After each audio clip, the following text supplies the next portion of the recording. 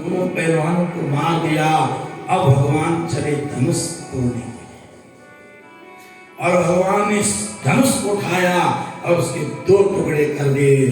अब कंस समझ गया, अरे मुझे वरदान मिला था कि ये कंस जिस दिन इस धनुष को कोई तोड़ेगा उसी दिन समझ लेना इसी के हाथ से तेरी मृत्यु हो जाएगी। अब सज्जनों, कंस डर के मारा कांप रहा है और सुखदेव कहते हैं कि महाराज सीधा ऊपर जाके बैठा है। भगवान ने यहीं से छलांग मारी और कंस के बाल पकड़ करके और धड़ाक से जमीन में गिराया। बोल कृष्ण भगवान। अरे कंस ने कहा, ये क्या कर रहे हो? बोले, हे कंस, जिस दिन तूने मेरे भाइयों को पकड़ पकड़ के पटकता रहा, जिस दिन तूने मेरे मां के बाल को खींच करके और जेल में बंद किया था, उसी दिन मैंने प्रतिज्ञा की थी मैं तेरे बालों को पकड़ करके तुझे मृत्यु दंड दूंगा। और सज्जनों, भगवान ने एक हाथ मारा और कंस भोजपति भी समाप्त हो गया। बोलो जय श्री कृष्णा।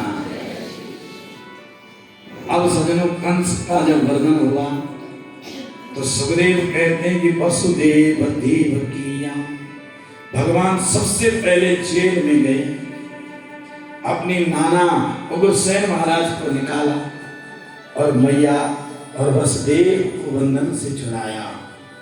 भगवान ने मैया की गोदी में बैठ करके और मैया ने लाला को दूध पिलाया। लाला बेटा, 11 वर्ष मैं तेरा इंतजार कर रहा था। भगवान ने कहा, मैया चिंता मत करो, मैं आ गया। अब सजनों, भगवान अब नंद बाबा से आज रात को भगवान नहीं मिले। किसे मिले? वसुदेव और देवकी से।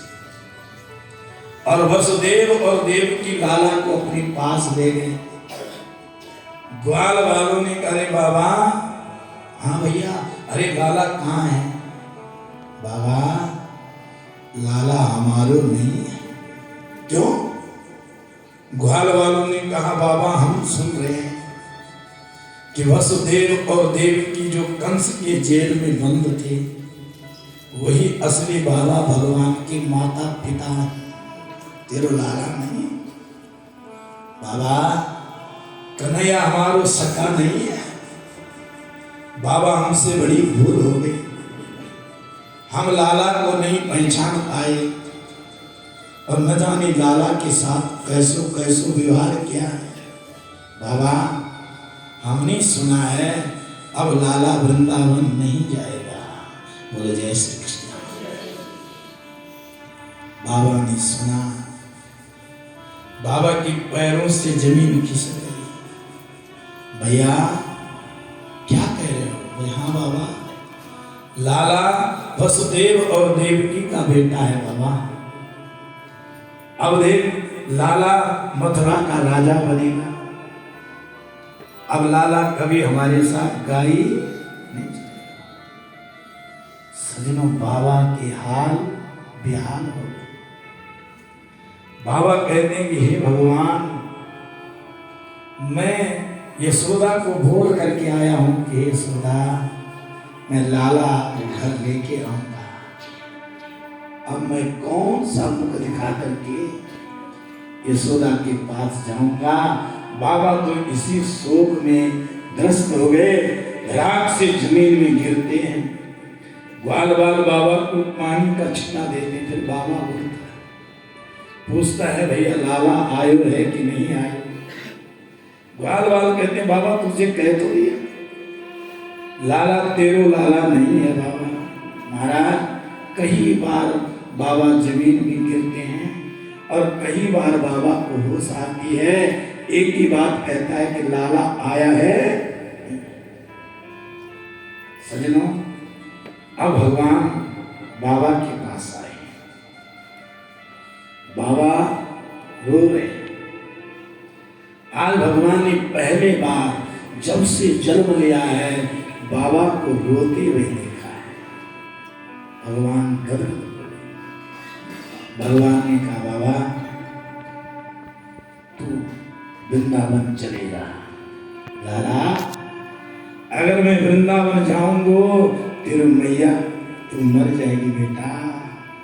नहीं बाबा, तू मैया से कह देना मैया मैं कुछ दिन में तेरे पास आऊंगा। लाला मैं किस मुख लेके जाऊंगा? नहीं बाबा, तुझे मेरे काम करना पड़ेगा। भगवान ने कहा बाबा इस धरती के भार को कम करने के लिए बाबा मैं इस धरती पर जन्म लेता हूं। बाबा, भगवान ने बाबा के चरण पकड़ दिए प्रभु ने। कहा बाबा मुझे क्षमा करना, मेरी मैया से कह देना। लाला ने क्षमा मांगा है कि मैया मैंने तुझसे झूठ बोला है कि मैं परसों आऊंगा, कब आऊंगा? मैया से कह दे मैं आऊंगा तो जरूर, लेकिन हे मैया तू वहीं बैठे बैठे मैया मेरा चिंतन करना। मैं शरीर से यहाँ हूं लेकिन मैया मेरा हृदय हमेशा तेरे चरणों में रहेगा। बाबा जरूर एक बार मुझे काम करने दो।